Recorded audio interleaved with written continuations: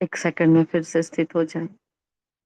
एक सेकंड का खेल करें और पहुंच जाए परम धाम में, बाप टीचर सतगुरु के सन्मुख। आ जाओ मीठे बाबा।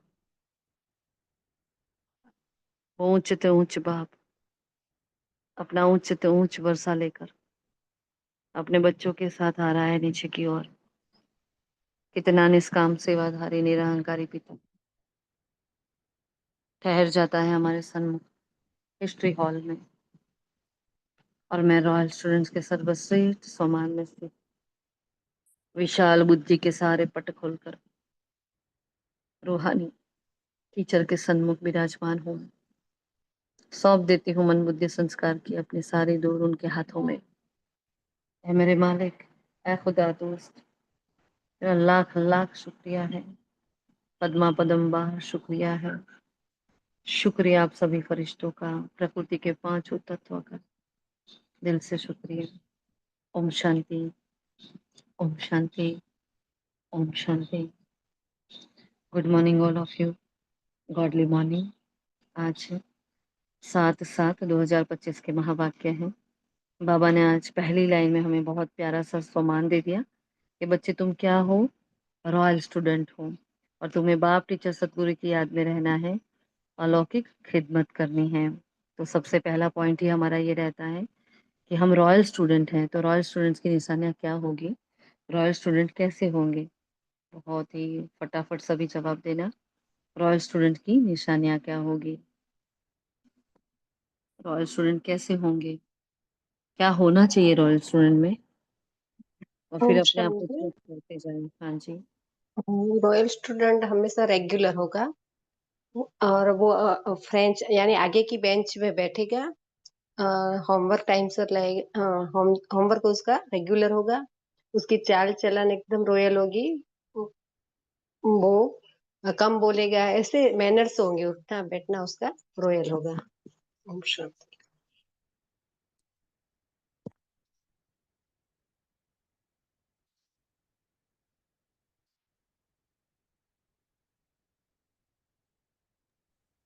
रॉयल स्टूडेंट कैसा होगा, जल्दी से बताएं।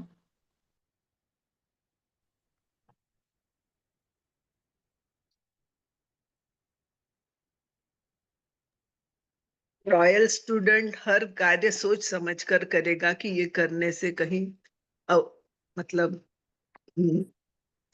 बाबा का ये गलत तो धारणा नहीं हो जाती है। हर बात को सोच समझ के कार्य लगाएगा। ओम शांति। ओम शांति। रॉयल स्टूडेंट टीचर की हर बात मानेगा तो टीचर का फेवरेट स्टूडेंट होगा। तो उस रॉयल स्टूडेंट की कंपनी औरों को भी अच्छी लगेगी। सब उसके मित्र बनना चाहेंगे, उसके जैसा बनना चाहेंगे। ओम शांति। ओम शांति। रॉयल स्टूडेंट हर काम समय से पहले और एक्यूरेट करेगा। राइट। रॉयल स्टूडेंट एडवांस में अपना होमवर्क करके बैठेगा, है ना। वो टीचर के कहने से पहले भी अपना काम कर लेगा। उसके जहन में सदा टीचर होता है रॉयल स्टूडेंट के। आप देखना, जो भी होशियार बच्चा होता है सदा उसकी बुद्धि में टीचर घूमते रहता है। क्यों? क्योंकि टीचर से जो विद्या मिलती है उसको पता है यहाँ से मेरी कमाई होने वाली है। तो निरंतर उसके दिलो दिमाग पर टीचर छाए होते हैं कि ये होमवर्क करना है, ये टीचर को ये पसंद है, ऐसे है, ये टीचर का नेचर ये है, तो मुझे ऐसे वर्क करना है। वो परख लेता है अपने टीचर को, है ना। रॉयल स्टूडेंट अपने टीचर को परख लेता है और टीचर को जानकर परख कर उस अनुसार वो वर्क करता है, एडवांस रहता है ना। तो हम यहाँ एडवांस बच्चे बैठे हैं बाबा के। देखो हर वर्क हम एडवांस में जा रहे हैं, एडवांस कर रहे हैं ना, बाबा करा रहा है हम सबसे। हम्म। तो बाबा के हम एडवांस वाले बच्चे, तो हर बात में हमें एडवांस होना है। तो हमें अपने आप को इन सारी खूबियों को देखना भी और चेक भी करना है कि ये है, अच्छा ओके तो ठीक है, ये नहीं है कोई बात नहीं, मुझे ये करना है। मेरे अंदर वो परखने की शक्ति है कि मेरे टीचर को मुझसे क्या चाहिए, मेरे ये वाले टीचर को मुझसे क्या चाहिए। रॉयल स्टूडेंट जो होगा वो हर सब्जेक्ट पर पूरा फोकस होगा उसका, चारों ही सब्जेक्ट में उसका पूरे पूरा ध्यान होगा। तो हमारे चार ज्ञान योग धारणा सेवा तो 25 25 25 25। ऐसा नहीं है कि मेरा ज्ञान बहुत अच्छा है लेकिन मेरा योग कम है या धारणा नहीं है, और मेरा सेवा तो बहुत ही प्यारी है, मैं दिन रात सेवा करती रहती हूँ, लेकिन फिर ये आगे के 3 सब्जेक्ट में मैं कच्ची हूँ, ऐसा नहीं चलेगा, है ना। चारों ही सब्जेक्ट में बाबा हमें परफेक्ट बनाना चाहता है और बनाता भी है। आप देखना, आप अपने आप को चेक करना, कहाँ हम पहले नहीं जुड़े थे, हम जुड़े तो सभी के अंदर जो कमियां थी वो उभर उभर कर बाहर भी आई, और फिर वो कमियां भरने भी लगी है ना। देखो कोई बहुत सेवा करता था तो उसका ज्ञान योग पक्का होना, किसी का ज्ञान बहुत अच्छा था उसकी धारणाएं पक्की होने लगी है। देख रहे हो ना अपने आप को। हाँ, तो चेक करो अपने आप को। यही ब्राह्मण परिवार होता है। बाबा का कहते हैं ना कि धर्मराज पुरी से हमें बचाता है। तो बाबा और ड्रामा माँ हमें जो पुरुषार्थ कराती है, इस पुरुषार्थ से हम आगे बढ़ जाते हैं। और जो सुधर जाते हैं वो बढ़ जाते हैं, जो नहीं सुधरते हैं, हाँ, वो फिर रह जाते हैं, स्टेगनेंट वाटर बनकर रह जाते हैं। बाकी जो नदी बन जाता है वो सागर में मिल जाते हैं, है ना, तो बाप समान बन जाते हैं। तो रॉयल स्टूडेंट्स के सारे ही पूरा दिन हम चिंतन करेंगे, और हर बात में रॉयल, मेरा बैठना, मेरा बोलना, मेरा चलना, खाना पीना, है ना, मेरा चुप रहना, मेरा मुस्कुराना, हर बात में मेरी रॉयल्टी, हर बात में मेरी रॉयल्टी होनी चाहिए। हाँ, ये खास ध्यान रखो। किसी का माइक ऑन है, प्लीज ऑफ कर दे। देख ले अपना माइक, किसका माइक ऑन है, आवाज आ रही है। फिर आगे बाबा ने कहा, देखो जो अपने आप को बेहद का पाठधारी समझकर चलते हैं उनकी निशानी। अब बेहद के पाठधारी की निशानी बाबा ने तो सुनाई है कि उनकी बुद्धि में कोई भी सूक्ष्म व स्थूल देहधारी की याद नहीं होगी। बहुत इंपॉर्टेंट बात। लेकिन ये होता नहीं है ना, ये होता नहीं है, क्योंकि हम सबकी ही बुद्धि में कोई ना कोई देहधारी तो कहीं ना कहीं होता ही है। हाँ, क्योंकि देहधारियों के बीच में ही रहते हैं, हदों में रहते हैं। लेकिन हमारी बुद्धि को हमें बेहद का बनाना है, विशाल बुद्धि बनना है। बाबा ने बनाया है लेकिन अभी भी कमियां हैं, क्योंकि अगर अभी हम बेहद में होते तो हमें कोई याद नहीं आता। याद आ रहा है मतलब बुद्धि बेहद की नहीं है, मतलब यहाँ हम सब फेल हो रहे हैं, है ना। तो यहाँ उस कमी को हमें भरना है। वह एक बाप को और शांति धाम घर को ही याद करते रहेंगे, क्योंकि बलिहारी एक की है। वो तो हम भी मानते हैं, हाँ बाबा बलिहारी आपकी ही है। जैसे बाप सारी दुनिया की खिदमत करते हैं, पतितों को पावन बनाते हैं, ऐसे बच्चे भी बाप समान खिदमतगार बन जाते हैं, है ना। जो क्या करते हैं, निरंतर सेवा करते रहते हैं बाबा के समान। कल भी बाबा ने संडे की वाणी में क्या कहा, हम्म, निरंतर मनसा वाचा कर्मणा, किसी ना किसी की, चाहे घर में कर रहे हो, चाहे बाहर कर रहे हो, चाहे विश्व की कर रहे हो, हाँ, स्थूल सूक्ष्म कोई भी, लेकिन निरंतर सेवा का लंगर हमारा चलना चाहिए, निरंतर चलना चाहिए। ठीक है। फिर बाबा ने आते ही पहले सावधानी दी। क्या सावधानी दी? मीठे बच्चे, अपने को आत्मा समझकर बाप के आगे बैठे हो। पहला ही क्वेश्चन आते ही बाबा का। फिर बाबा ने नंबर वन बात बताई। कौन सी नंबर वन बात है? बाबा ने एक बात बताई, बाबा ने उसको कहा ये नंबर वन बात है। कौन सी है वो? तुम आत्मा है और बाप भी आत्मा है, टीचर और भी आगे, आत्मा है और गुरु भी आत्मा है। राइट, बाबा ने कहा ये नंबर वन बात है ना, कि हम हैं तो बाप भी है, टीचर भी है, गुरु है, सब आत्मा है ना। यही नहीं एक नई बात है, यहाँ सब एक आत्मा है। फिर हमें खुशी है बहुत कि ऊंच ते ऊंच बाप हमें ज्ञान देते हैं। सर्व का सदगति दाता भी है वही, हाँ, महिमा सिर्फ एक की है, वही तुम्हें पढ़ाते हैं। तो बुद्धि में ये आना चाहिए, हम किसके आगे बैठे हैं। बाबा हमारी महसूसता की शक्ति को जागृत करें। बच्चे सोचो, हम्म, देखो मुरली जैसे आगे चल रही है, देखना कौन कौन से गुण शक्ति आ रहे हैं ना, याद देना। हम भूल जाए तो आपको याद करके ही बैठना है कि कौन कौन से गुण और शक्ति आए हैं अब तक मुरली में। तो यहाँ बाबा महसूसता की शक्ति को जागृत कर रहे हैं कि देखो आपके सामने कौन बैठा है ना। बलिहारी तो सिर्फ एक की है, उनको ही तुम प्रभु और ईश्वर कहते हो। मुझे याद करो, बाकी सूक्ष्म व स्थूल देहधारियों को भूल जाओ, क्योंकि तुम हो बेहद के पाठधारी। अब ये स्थूल और सूक्ष्म दो प्रकार के देहधारी कैसे? हम्म, स्थूल और सूक्ष्म दो प्रकार के देहधारी, वो कौन? ओम शांति जो देवताएं है सूक्ष्म उतना से। अच्छा, और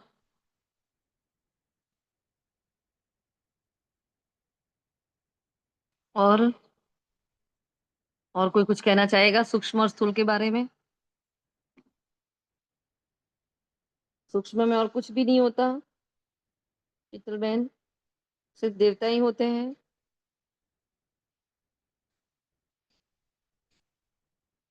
हम्म, कौन बताएगा? बताओ सूक्ष्म में और क्या होता है? ओम शांति दीदी। वो दादियाँ सभी हमारे पूर्वज। अच्छा, दादियाँ। अच्छा, और अच्छा। दीदी सूक्ष्म में याद भी हो सकती है, स्कूल में दिखते हैं सूक्ष्म में याद का स्वरूप। किसको? किसको याद करते हैं?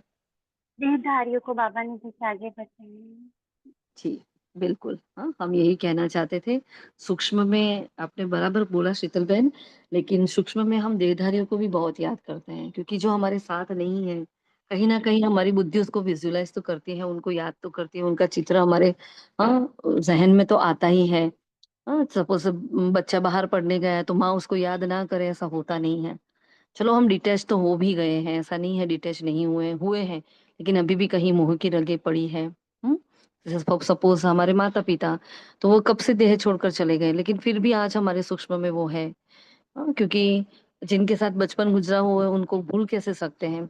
तो ऐसे-ऐसे सूक्ष्म में बहुत सारे देहधारी हमारे पास होते हैं।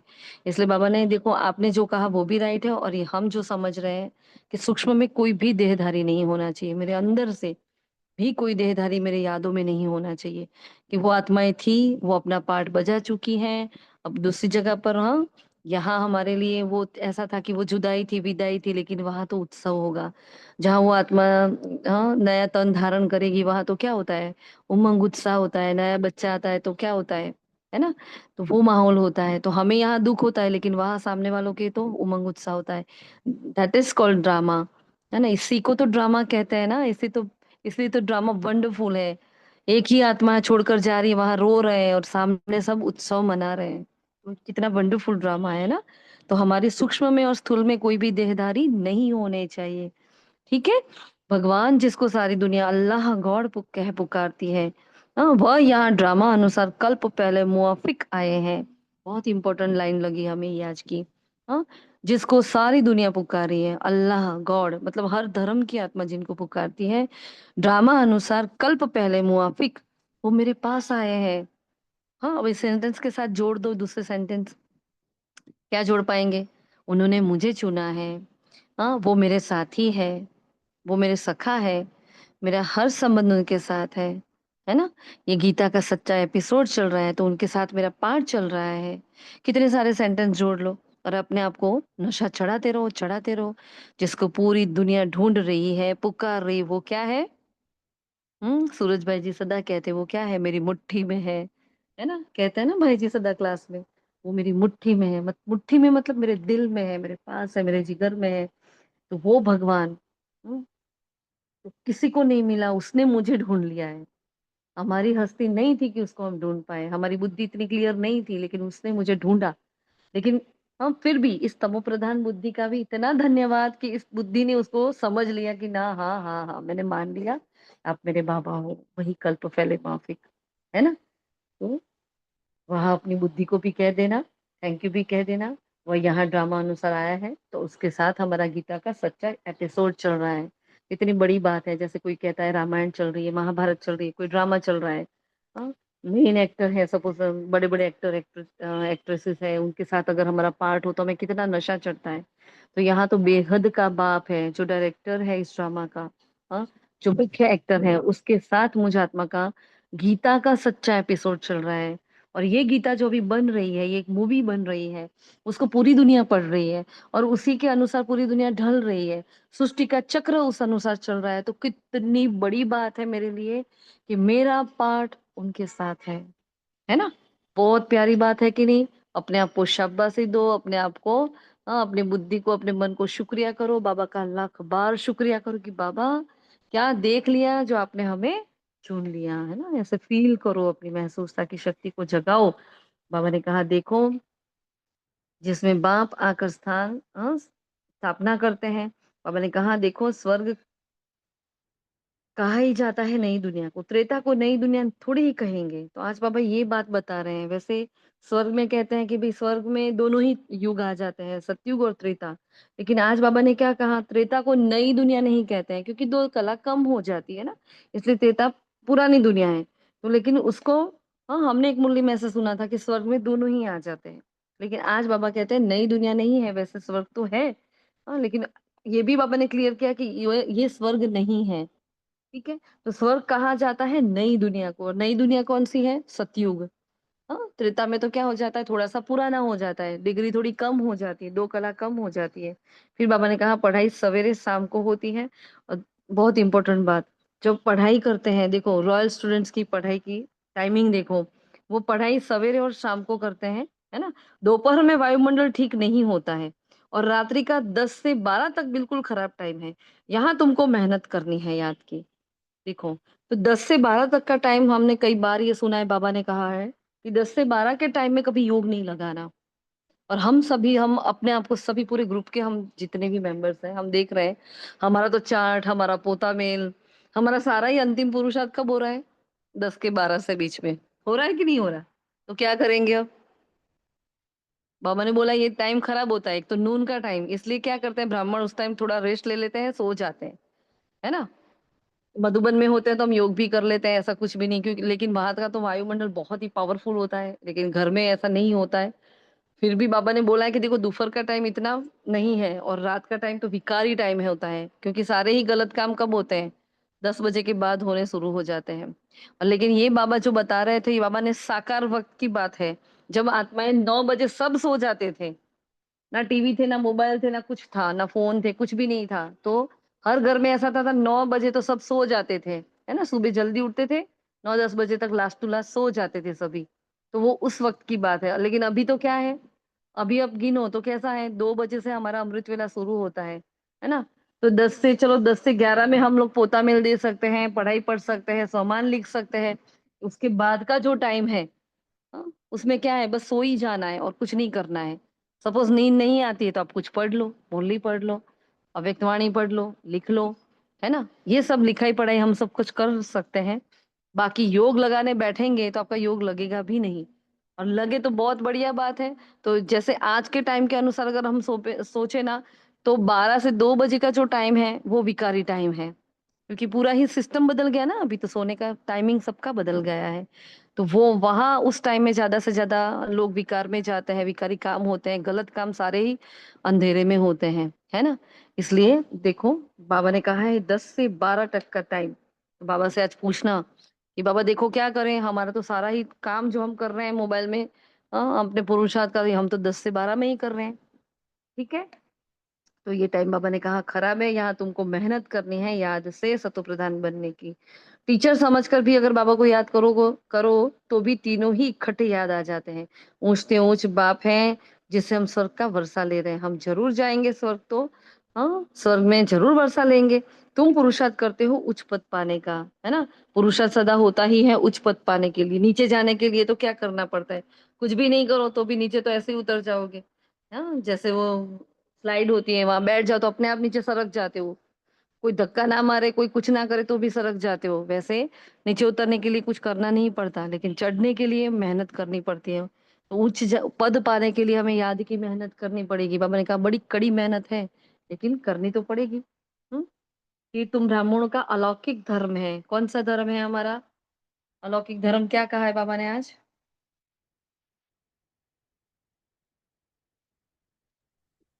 अलौकिक धर्म कौन सा है हमारा? सेवा में तत्पर सेवा में रहना। तत्पर रहना। हाँ। बाबा ने कहा श्रीमत पर अलौकिक सेवा में तत्पर रहना, इसको डबल अंडरलाइन करना, ये हमारा धर्म है। हाँ, श्रीमत पर। ऐसा नहीं कोई कुछ भी कह रहा है और हम कर रहे हैं कि नहीं। बाबा ने बोला है घर वालों की सेवा करनी है, चैरिटी बिगिंस एट होम। फिर वो बोलते हैं एक दिन हमारे खातिर केक खा लो ना, आज हमारी बर्थडे है, हमने खा ली, है ना? नहीं, बिल्कुल भी नहीं। मतलब हाँ हाँ, कुछ भी हो जाए लेकिन हमारा धर्म नहीं छूटना चाहिए। धरत पड़िए धर्म ना छोड़िए, है ना? तो श्रीमत पर कहा बाबा ने, अंडरलाइन करो उसको, श्रीमत पर अलौकिक सेवा में तत्पर रहना है। तुम्हारे जैसी अलौकिक सर्विस कोई कर ना सके। कोई कर सकता है क्या? बिल्कुल भी नहीं। हाँ, लौकिक में रहते हैं, सबको ऐसा लगता है ये खाना बना रहे हैं, ये कुछ कुछ कर रहे हैं, लेकिन अंदर अंदर तो विश्व की सेवा चल रही है। अंदर तो मन सा सकार जा रहा है। अंदर तो आत्मा अपने अंदर आत्मचिंतन परमात्मा चिंतन में मगन है। अंदर तो हम अपने आप को देखते हैं दिल के दर्पण में कि कहाँ तक हम सुधरे हैं।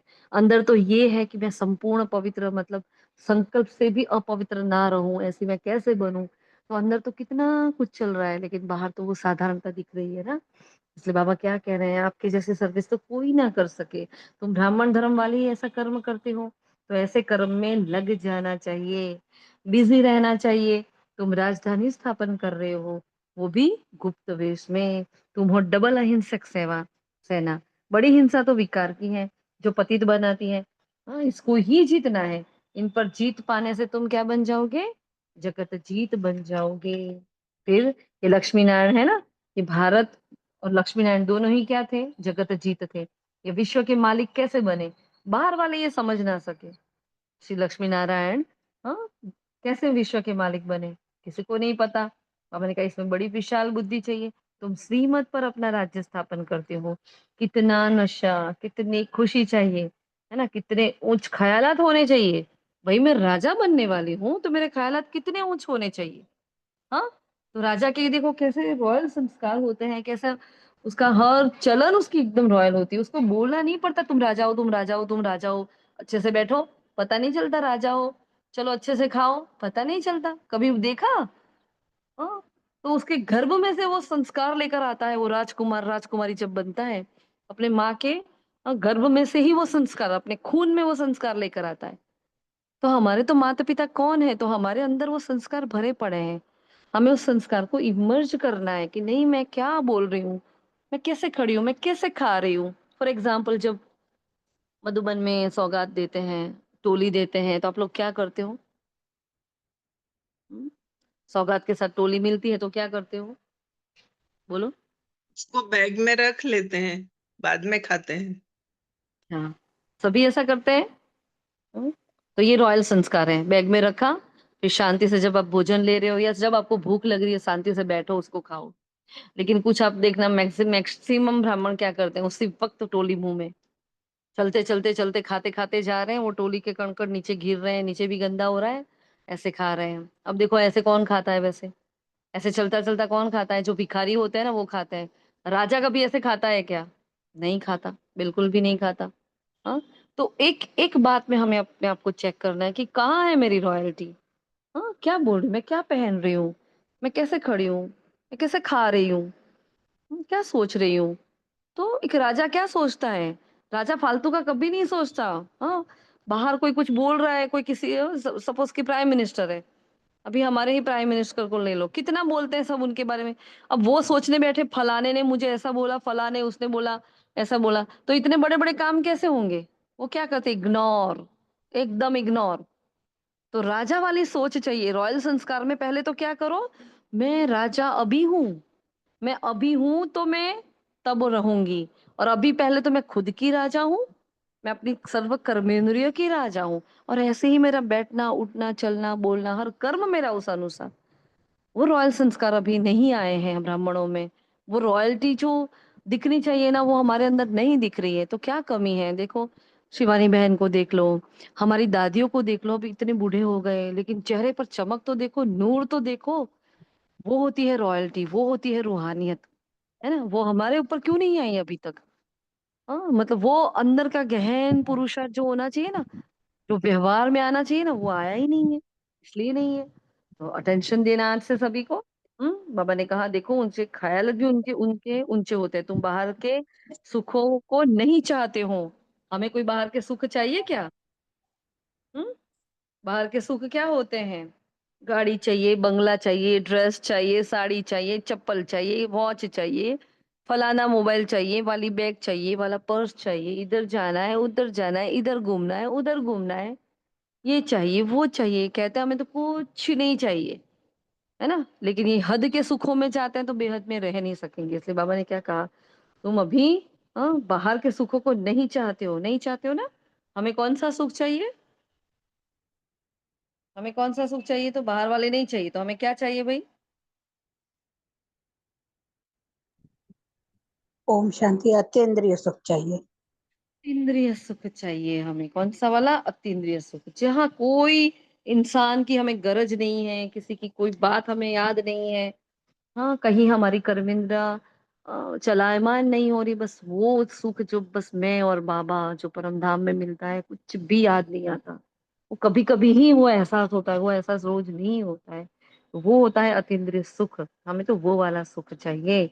अब मैंने कहा देखो, हमें यहाँ दो, मतलब डबल पिताए मिलते हैं। निराकार भी ऊंचते ऊंच है तो साकार भी ऊंचते ऊंच है। तुम ससुगर और विष्णुपुरी में जाते हो, उसको कृष्णपुरी नहीं कहेंगे। बच्चे की पूरी नहीं होती। हाँ, पूरी मतलब उनके लिए कोई नगर नहीं बसाया जाता, बच्चे के नाम पे कुछ नहीं होता। जब वो बड़ा होता है, हम्म तब उसके नाम पर राज्य किया जाता है, वरना नहीं किया जाता। तो तुम्हारा है राजयोग, तो जरूर नरसेनारायण बनेंगे। फिर बाबा कहते हैं, बाबा सच्चे खुदाई खिदमतगार उसे कहते हैं। चलो, सच्चे खुदाई खिदमतगार किसको कहते हैं बाबा?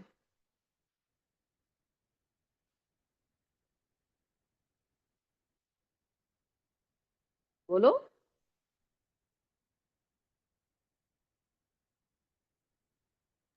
ओम शांति। जो कम से कम 8 घंटा बाबा को याद करे। ओम शांति।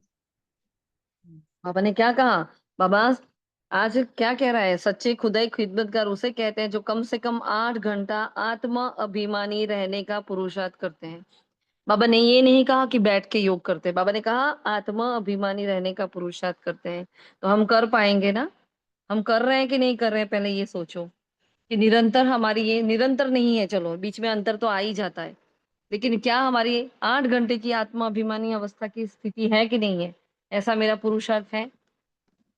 दो कंडीशंस अप्लाइड है यहाँ। बाबा ने कहा 8 घंटे क्या करो? आत्मा अभिमानी स्थिति में स्थित रहो। और सेकंड पॉइंट कौन सा कहा है? दूसरी कंडीशन क्या कही है? कोई कर्म बंधन ना रहे।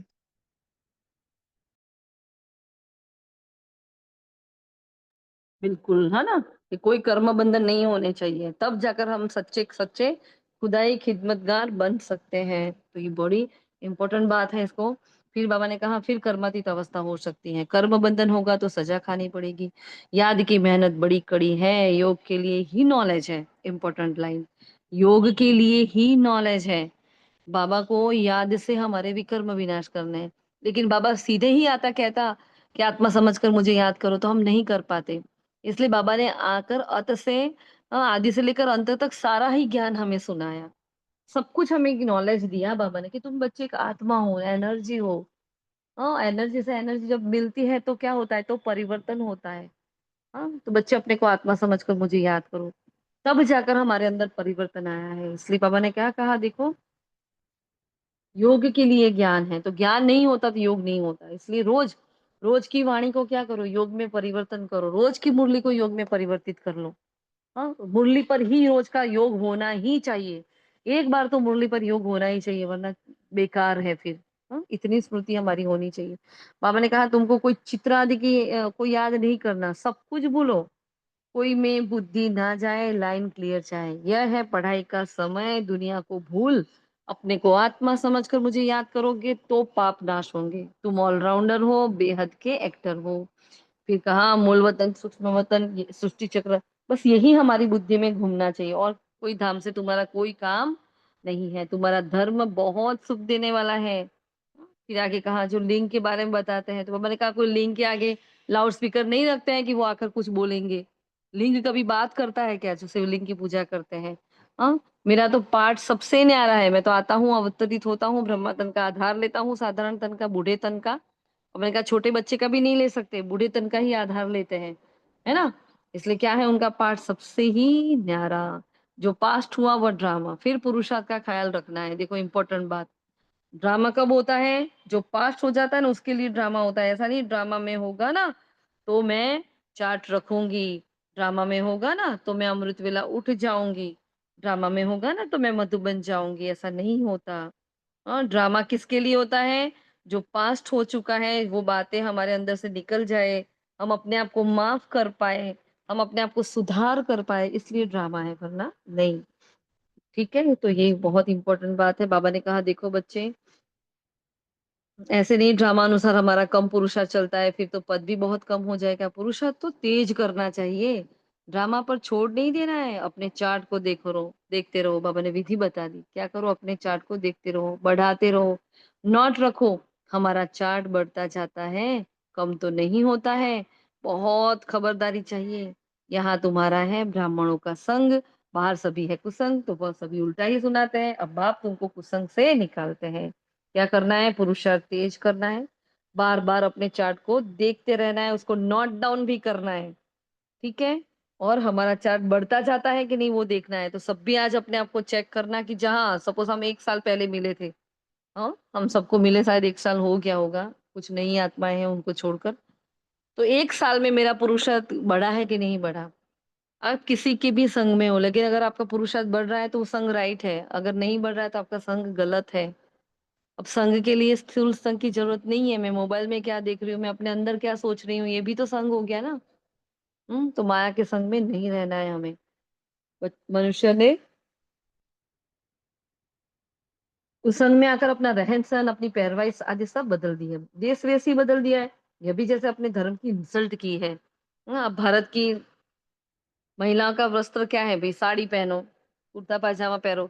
लेकिन अभी क्या हो गया है, हाँ वेस्टर्न सी पहनते हैं, सब कुछ पहनते हैं, मतलब फैशन की तो अति भरमार हो गई है, और हम सभी पहनते हैं, है ना। तो बाबा ने कहा देखो हमें क्या करना है, आज बहुत इंपॉर्टेंट धारणा की जो बाबा ने बात बताई है कि रहन सहन सब कुछ बदल देता है। और हकीकत में ये बहुत अपने धर्म की इंसल्ट है, अपने भारत की इंसल्ट है। तो देखते हो कैसे कैसे बाल बनाते हैं, दे अभिमान हो जाता है। 100-150 रुपया तो देते हैं बाल बनाने के लिए, हाँ वो उस वक्त की बात है। अभी कितने हैं नीतू बेन? हाँ, बाल कटिंग कराने के और बाल को कलर कराओ, कितने हैं अभी रेट? बाबा 100-150 कह रहा है, तो नीतू बेन को पता होगा कितने रेट है अभी। हेयर कलर का इतना ही है। बस इतना ही है? नहीं नहीं, यहाँ से स्टार्टिंग प्राइस 500,000 तक है। अच्छा अच्छा। दीदी वो देखो, स्ट्रेटनिंग कराते हैं ना, ओम शांति, वो स्ट्रेटनिंग हाँ कराते हैं, 10-10 हजार उस बालों के पीछे लगता है। कभी ऐसा होता है कि शादी में जाते हैं तो करवाए, फिर भी ऐसे संकल्प चलते हैं, नहीं नहीं इतना 10 हजार बाबा तो देह भी माना जाएगा, ऐसे संकल्प चलते ही है। फिर छोड़ हाँ देते हैं, नहीं करते हैं। सही बात है, सही बात है। और यही तो हमारा युद्ध होता है ना, कि हमें मन करता है आंटी तो मेरा आंटी मन की कर रहा है। धारणाएं बहुत अच्छी चलती हैं, लेकिन यहाँ पे डग जाती है।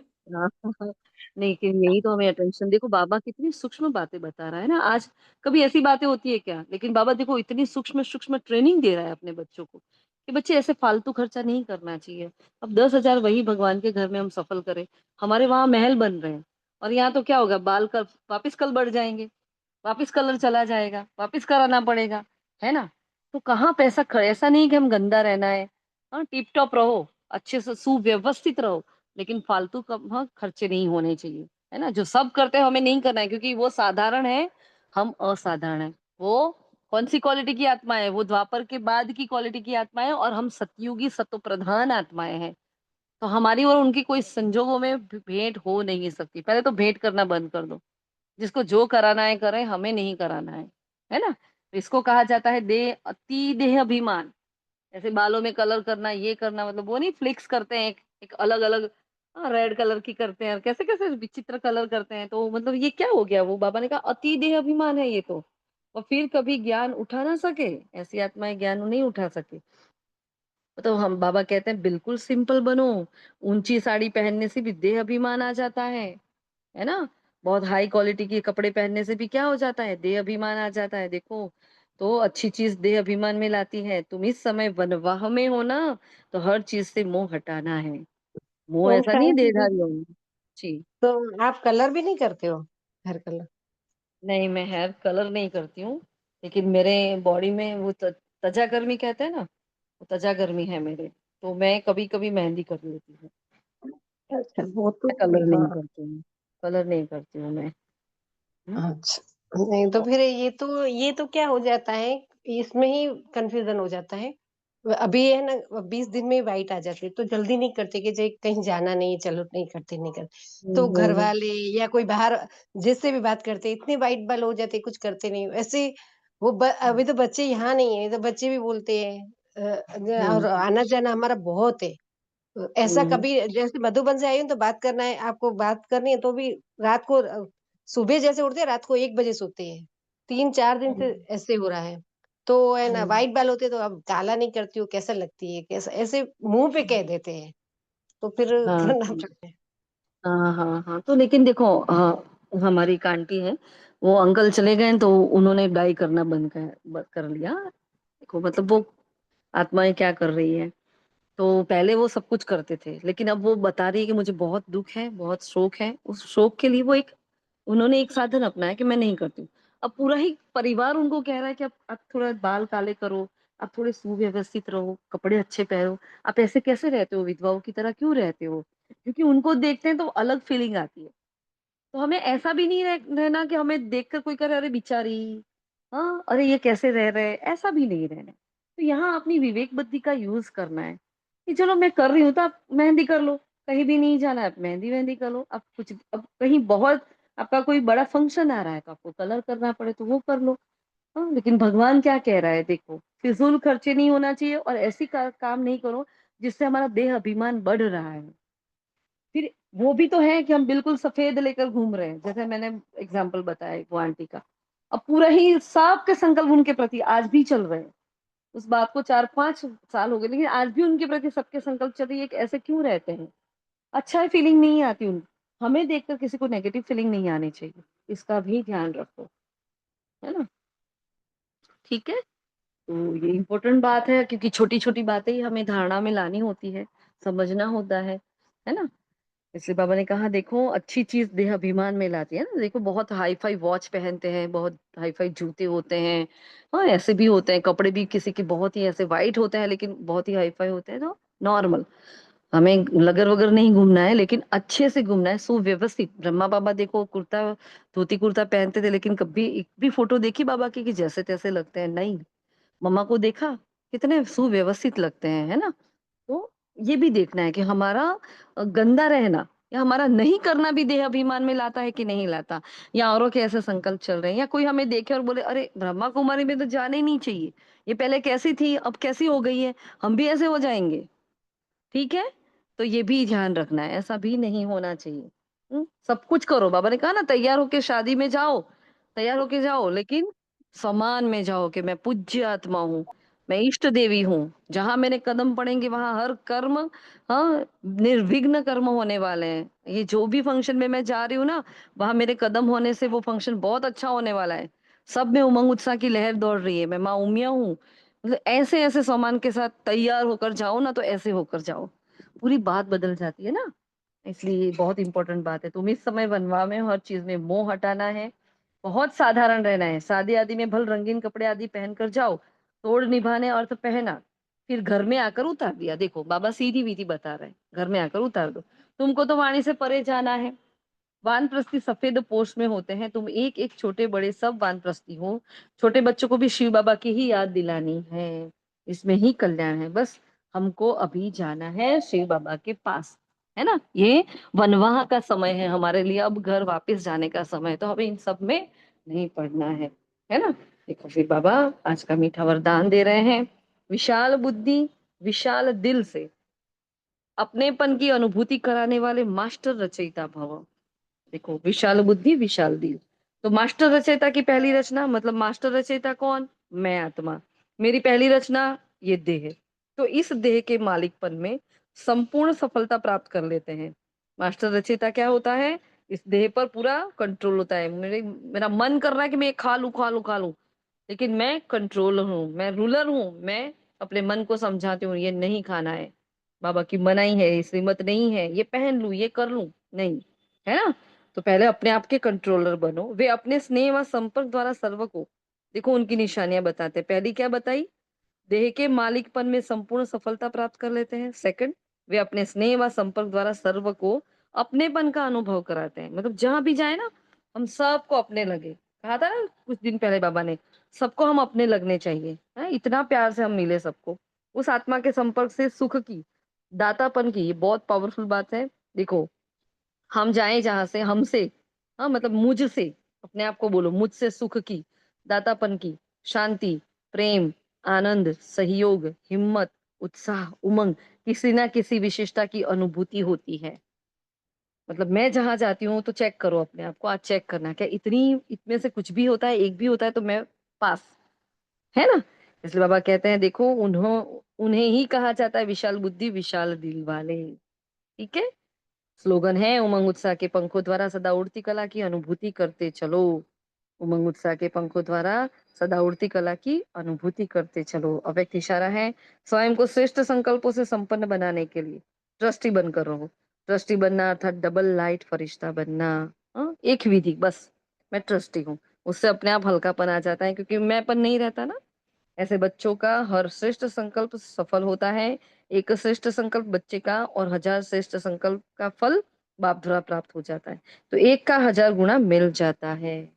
हाँ, अच्छा, तो ये थे आज के महावाक्य। आज की मुरली से होमवर्क क्या लेंगे हम? हाँ, जो बाबा ने धारणा के लिए सार में कहा है कि हमारी कोई भी चलन देह अभिमान वाली नहीं हो, हमें बहुत सिंपल रहना है। कोई भी चीज में हमारा मोह ना रहे, ममत्व ना रहे, और अपने संग की संभाल करनी है। ठीक है।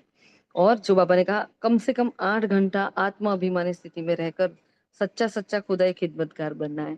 तो 8 घंटा बैठक योग नहीं कह रहे हैं बाबा, 8 घंटा क्या कह रहे हैं? हाँ, खुदाई खिदमतगार कब बनेंगे? जब मैं आत्मा अभिमानी स्थिति में, तो मैं आत्मा इस तन के द्वारा कर्म करा रही हूँ, इस वाली अवस्था के साथ कर्म करने हैं। हो सकता है कि नहीं हो सकता है? बहुत इजी है, ये हो सकता है ना? तो हम सब ये करके बताएंगे, हम रोज कर ही रहे हैं। तो कहीं कम समय हो, हाँ, तो हमें बाबा को आज 8 घंटे करना है, 8 घंटे से भी ज्यादा करके दिखाना है, क्योंकि हम क्या है, रॉयल स्टूडेंट है। तो अपनी रॉयल्टी को पूरा दिन चेक करते रहें कि मेरी अंदर रॉयल्टी है, जो मैं स्टूडेंट हूँ, क्या मेरा यूनिफॉर्म ऐसा है, क्या मेरा बैठना ऐसा है, मैं क्लास में किस तरह से बैठती हूँ, पहले बैठती हूँ, लास्ट में बैठती हूँ, सोती हूँ कि सुनती हूँ, ध्यान कहाँ होता है, बुद्धि कहाँ भटकती है, सारी की सारी बातें हमें चेक करनी है ना?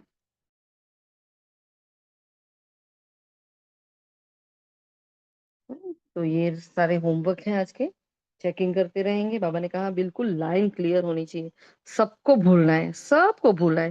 तो जो जो याद आ रहे हैं ना, बस बाबा को बताओ कि बाबा देखो, आपके और मेरे बीच में ये आ रहे हैं। अब ये सारे चेकिंग जो हम कह रहे हैं वो हम रोज ही कर रहे हैं, लेकिन जिस दिन बाबा बोल रहा है हमें करना ही है, रोज ही करना है। हम बोले कल तो किया था, आज फिर से करो। जब तक निकले नहीं ना, तब तक करते रहो और बाबा को बताते रहो। थकना नहीं। पुरुषार्थ में कहा ना, पुरुषार्थ क्या करो, तेज करो, पुरुषार्थ की रफ्तार को बढ़ाओ, आज भी कहा ना बाबा ने। हम्म। ठीक है जी। तो ये आज के महावाक्य थे। शुक्रिया मीठे बाबा का, और आप सभी का भी शुक्रिया। फिर हमने आज टॉपिक भेजे हैं आपको कि रोज के दिन में हमने उसको संडे की जो वाणी है उसको डिवाइड कर दिया है। एक टॉपिक दिया गया है आपको, एक कीवर्ड दिया गया है, उस टॉपिक पर हमें चिंतन करना होता है। हाँ, तो आज का टॉपिक क्या है? तो क्या होगा, हमारी रोज की वाणी मतलब संडे की वाणी रोज रोज ही हमारी रिवाइज हो जाएगी। तो वो टॉपिक जो आज का बताया है, सोमवार, तो वर्तमान समय की स्वराज्य स्थिति का दर्पण। अब आगे के 2 पैराग्राफ है ना, उसमें ये सारा समझाया हुआ है, तो हमें क्या करना है, उस पर मनन चिंतन करना होता है। ठीक है। तो इस दर्पण के बारे में बताओ, चलो 2 मिनट हम उसका रिवीजन कर लेते हैं। दर्पण के बारे में बताओ। ओम शांति। वर्तमान समय अपनी स्वस्थिति। स्वस्थिति का दर्पण, चलो और बताओ फटाफट। ओम शांति। बाबा ने चेकिंग के लिए स्वराज्य अधिकारी का दर्पण दिया है।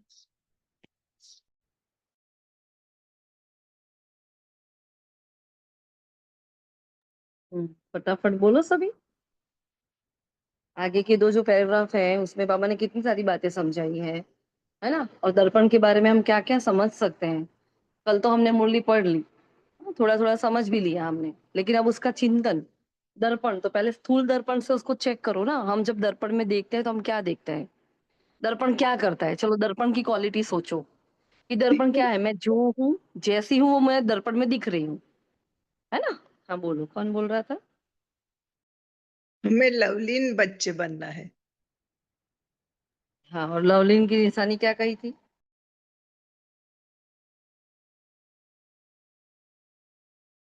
हर हर संकल्प, हर श्वास, बोल में, हर कर्म में स्वतः ही बाप समान सहज रहना है। ओम शांति। फिर स्थूल दर्पण की बात अगर कहते हैं हम, कोई भी बाबा कोई भी बात से हमारी भेंट करते तो हमें उस स्थूल बात को देखना होता है कि दर्पण में जो हूँ, जैसी हूँ, मुझे दिखाता है। दर्पण में हम क्या करते हैं, दर्पण में हम अपने आप को देखते हैं, हम दर्पण में दूसरों को नहीं देखते हैं। तो मुझे अपनी कमियां देखनी है, मुझे दूसरों की कमियां नहीं देखनी है। मेरे दर्पण में मुझे क्या देखना है कि क्या मैं आत्मा अपनी एक एक कर्मेंद्रिय की मालिक हूँ कि नहीं। मेरी हर कर्मेंद्रिया, मेरी हर शक्ति मेरे ऑर्डर प्रमाण चल रही है कि नहीं चल रही है। हाँ, क्या देखते हैं, बाल ठीक है नहीं, आंख ठीक है कि नहीं, तो यहाँ दर्पण में क्या देखेंगे, ये आंखें आत्मा देख रही है कि नहीं देख रही है, ये कान क्या सुन रहे हैं, बाबा ने कहा here no I will see no I will. हाँ, तो क्या है, उस अनुसार मेरी कर्मेंद्रियां चल रही है कि नहीं चल रही, मैंने 100 पर राज्य किया है कि नहीं किया। तो इस दर्पण में हमें ये सब देखना है। हाँ, और क्या करेंगे? और क्या देखेंगे दर्पण में? ओम शांति। पहले तो अपना चेहरा देखते तो देखते कि ये देह नहीं दिखाई दे रही, पहले आत्मा की स्मृति रहे। और पुराने संस्कारों को भी देख सकते हैं, कहाँ तक उसका नष्ट किया है। ओम शांति। ओम शांति। श्रृंगार भी देख सकते हैं, तो यहाँ हमें ये भी श्रृंगार देखना है कि ज्ञान गुणों का श्रृंगार ठीक है। हम्म हम्म। फिर बाबा ने हमें सोमान कौन सा दिया था आगे? कौन सा सोमान दिया था? स्वदर्शन चक्रधारी। नहीं, कल तो सौदर्शन चक्रधारी बोला ही नहीं बाबा ने। मास्टर सर्वशक्तिवान और स्वराज्य अधिकारी। Very good. मास्टर सर्वशक्तिवान स्वराज्य अधिकारी, बाबा ने कहा बाप दादा ऐसे मास्टर सर्वशक्तिवान, बाप समान उमंग उत्साह में रहने वाले, ऑलराउंड सेवाधारी, निस्वार्थ सेवाधारी, बेहद के सेवाधारी बच्चों को पदम गुना दिल से मुबारक दे रहे हैं। तो ये सब क्या है? हमारे टाइटल ही तो है ना? ये आगे के 2 पैराग्राफ में है ना। लगभग लगभग हमने ऐसा किया है कि दो पैराग्राफ में एक टॉपिक को वो कर लिया है। अभी कल का जो टॉपिक है ना, अब नहीं तो कब नहीं, तो आपको वो आगे के 2 पैराग्राफ पढ़कर आने हैं, है ना? सबको वो पढ़कर ही बैठना है, तो इस अनुसार हमारी मुरली रिवाइज भी हो जाएगी। और ये तो क्या, अमृत वेले के बाद हमने फटाफट फटाफट टॉपिक निकाले हैं। अब करते करते देखो बाबा और कुछ सुझाएगा तो कुछ ना कुछ विधि निकल आएगी उसको रिवाइज करने की। ठीक है? और कुछ?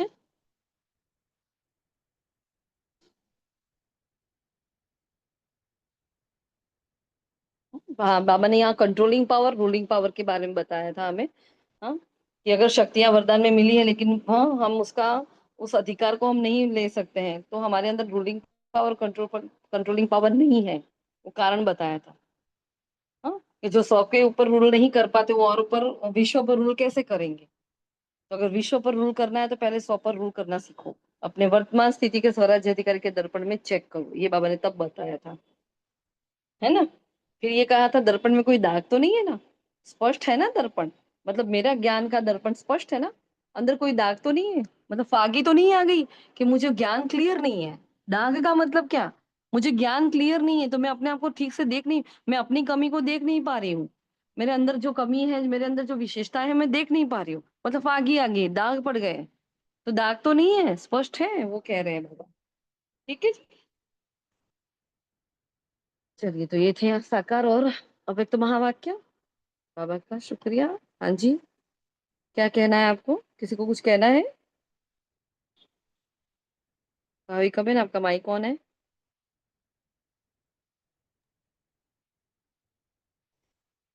दीदी यहाँ मालिक। से और जी बोलो दुर्गेश भाई। हाँ जी दी, वो कहा था शक्ति को ऑर्डर करो तो मालिकपन की सीट पर बैठकर ऑर्डर करो। हाँ, श्रेष्ठ सोमान की सीट पर सेट होकर, है ना? तो वो हमारी शक्तियां हमारा ऑर्डर मानेगी, वरना वो हमारा ऑर्डर मानेगी नहीं। ये इंपॉर्टेंट बात, ये सबसे बेस्ट पुरुषार्थ, सबसे पहला नंबर का पुरुषार्थ ही हमें ये करना है। निरंतर समान की स्मृति में स्थित रहना है ना? अच्छा, और बोलो और भाविका बहन क्या कह रही? हाँ जी बोलो। ओम शांति। और बाबा ने कल लीकेज के बारे में बताया था कि ब्राह्मण बच्चों में लीकेज होता है संकल्प और समय का। और हम अब अभी है ना आगे की 2 कर रहे हैं ना भगवती बहन, आगे के 2 हाँ, पैराग्राफ लिए हैं, तो वही उसी का डिस्कशन कर रहे हैं, बनाने पूरी मुरली का नहीं कर रहे हैं, ओम इसलिए, है ना? शांति। जी जी। हाँ जी। जी भाविका बहन, आपको क्या कहना है? नहीं दीदी, बस वो माइक का था थोड़ा, अभी आवाज नहीं आ रहा है ना, ऐसा नहीं नहीं डिस्टरबेंस नहीं है। नहीं नहीं नहीं आ रहा। ओके जी। चलिए, बाबा का और आप सभी का शुक्रिया है। ओम शांति।